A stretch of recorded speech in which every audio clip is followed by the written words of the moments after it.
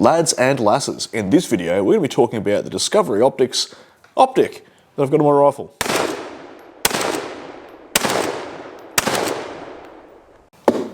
So this is the box.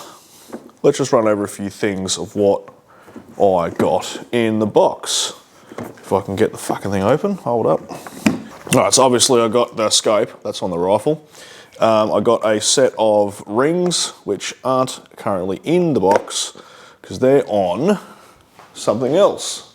Alright, that's the rings that come with it. They're actually really decent rings. Now this is on a Falcon Enduro. It's a different scope for a different rifle. In fact, this scope used to be on this rifle, and I replaced this scope with that scope because that scope's better. So if you already know what a Falcon Enduro is like, then the Discovery Optics is much better than that. Anyway, what I do like about the rings is the fact they actually have square feet for the pick rail, so that way it's repeatable when you take the scope off and on, put it on the same spot. Some pick rail rings are going to come with round portions in there, usually just one bolt that goes through, and that acts as the stop as well. The round makes it a little bit shit and not as repeatable as having a square, just so you know. One thing I do like about the rings is the fact that they print the settings in here for you. So on the bottom you can see 25 inch-pounds, and then on the top of the ring it's going to say 20 inch-pounds. So you can't stuff that up when you put these on. Now, one of the main reasons why these rings are not on this rifle is these are really high. Now I think they've done that because if they give everyone really high rings, then you're always going to be able to fit it, right? Whereas I didn't want them that high. Even though I can adjust my stock on this, I prefer that kind of height of scope. So for now they're on this Falcon Enduro, which is for another project. It's the 22 long rifle PRS gun that's getting built, although these may also get swapped out for MDT ones, which is what's on that, just because of the height thing.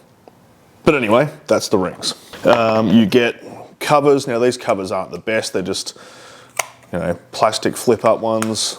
They're kind of like what you would get from a cheaper scope.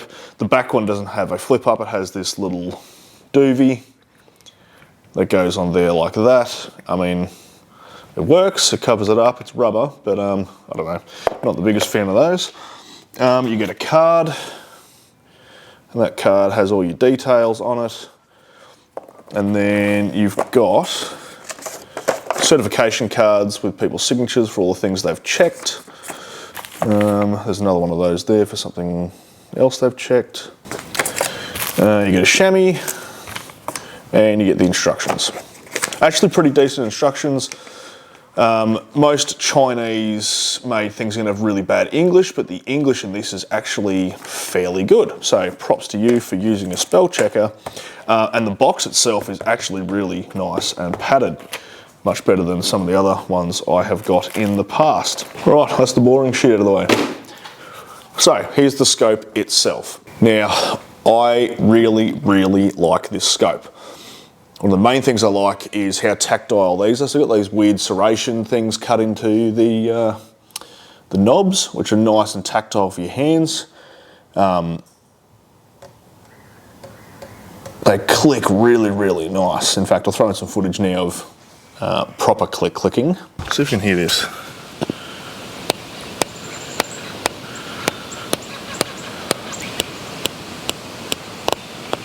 Yes, they're really nice, and the fact that you can take these knobs once you've finished zeroing and you want to reset, these knobs are independent, right? So you can actually line up your tick mark with 0 completely. It's not ever going to be in like a halfway between two tick marks, which is one of the things I didn't really like about the Falcon Enduro. It does that, and it just really shit me, because when like the cap itself is on a spline gear, and the spline gear almost never lines up exactly with the 0. So with this, it's got set screws which friction holds it onto the inner ring, which does your 0 stop. So it's always going to be set exactly to 0 because you're going to set it yourself, which I think is fairly awesome. The zoom ring has these serrations as well. So that's down at 5 and then turning counterclockwise up to 30. It is a bit stiff, but I think that will wear in a bit. It's already loosened a little bit up since I've started using it. We have our diopter ring here. It is a 34mm tube, which is nice and big. This gives you a lot of elevation in your turret. This one's mils. You can see the clicks here are 0.1 MRAD per click. We've got our lens hood.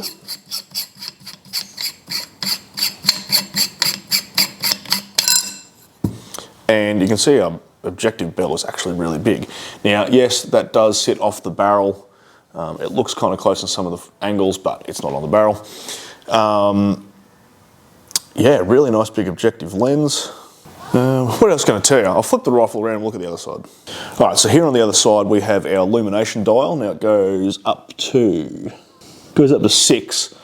In between each one is a off position. So instead of having to go like all the way around to off and then 1, 2, 3, 4, 5, 6 all the way around, you literally can just go fucking, your setting want to be 4. All right, I'm off, I'm on, I'm off, I'm on.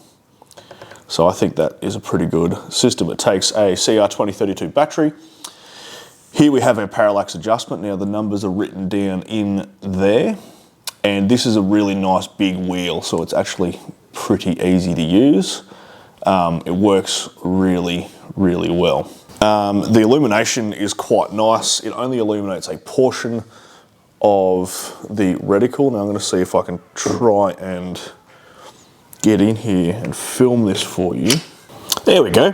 So as you can see there, it's only the inside bit that it actually illuminates. Now this is on 5 power. Hopefully this doesn't go out of focus. As we zoom in to 30 power, you're going to see that reticle. Now there is really nice mil markers in there, and the center aim mark is a dot. Now obviously that's on 6 for the illumination. So if we go, that's off. Oh, we're going out of focus. Oh, I'm going through 1. Go back into focus. There we go. As you can see, it's really nice illumination. It's only in the part that you really need. The center aim mark is a dot, which makes it awesome for precision shooting. It's numbered in your mils and your windage and your elevation. It's got a bit of a Christmas tree reticle, really.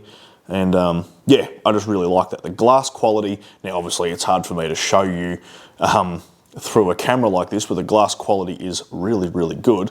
There's no real vignetting on the outsides like you get with a lot of cheaper scopes. I would compare it glass quality wise to some of the lower end Vortexes, probably on par with like the Diamondback or even the Strike Eagle. I was actually really, really impressed with the glass quality. So what are my thoughts on this scope? Look, I think it is fantastic for the price point of what you're paying for. Look, it's not the best scope in the world. It's not a bloody Vortex Razor or anything, but it is a cheap way to get a good PRS style scope. In a similar category, so Falcon Endura is in a similar price point. I think there's only about $100 between these. This is around the $700 to $800 Australian mark. Now between the two, I'd definitely pick this one over that. The glass quality is better. The turrets are a hell of a lot better. It has illumination, which this one doesn't. So, and just a couple of little minor things. So I feel like this is the better out of the two. Yeah, it's really good for that price range. So I've shot this at 100 meters a fair few times while I've been doing this work on this rifle. I am going to take this out to 500 meters before the end of the year. And when I do that, I will put an update probably on social media, so Facebook and Instagram. I'll do an update or maybe even a short video on YouTube. The Discovery Optics scope, it is fantastic as a target rifle scope. Obviously it's a bit heavy to lug around the bush as a hunting scope, but for a target rifle scope or varminting scope, it is excellent. So definitely take a look at it. I'm sure you'll be pleasantly surprised. I hope you got something out of that. I'll see you next video, and hooroo.